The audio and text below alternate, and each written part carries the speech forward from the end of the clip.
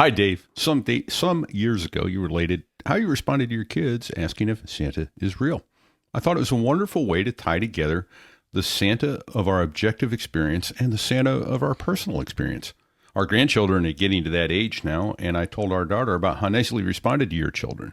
She was very interested, and I don't remember the details of your explanation, only the wonderful effect that it had on me.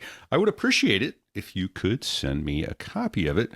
Come to think of it, since you're in the gift list season, maybe also repeating it in the podcast would be a nice gift to those parents and grandparents who may face that same query this year. And as always, thanks for the heavy lifting you guys do in such a thoughtful manner to keep our tech still bright and aglow for all year long.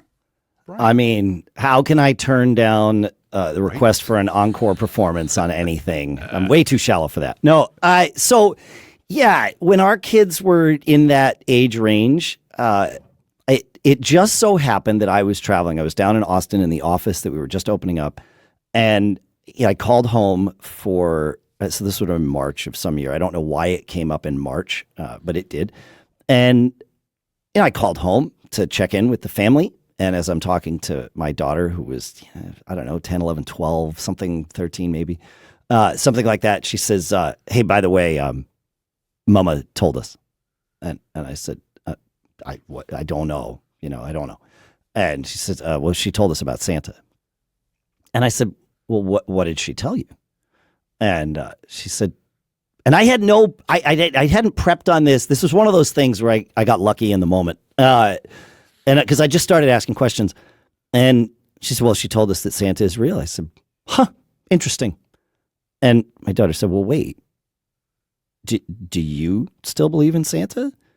And I said, well, I don't know. I said, we wake up every Christmas morning and there's gifts for the family from Santa.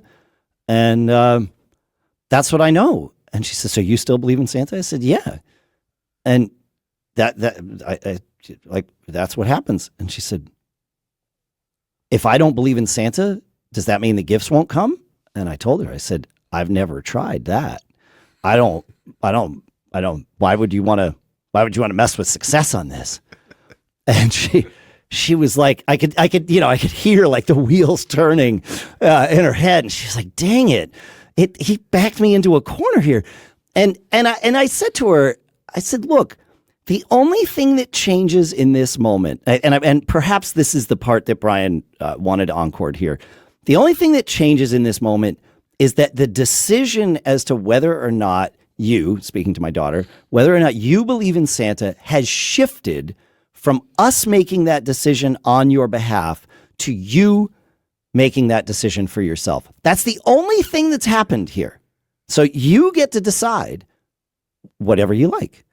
And that's when she said, if I choose not to, do you think Santa won't come? And I said, yeah, I don't know. I don't play with that kind of fire in my life. I take other risks, but not that one. And that's it. That was the end. I had the same conversation with my son, and it's big. That's where we left it. That's our choice as a family to believe in Santa. Yeah, that's a great lesson, because there are lots of things in life that come down to belief. Yes, belief is a very powerful thing.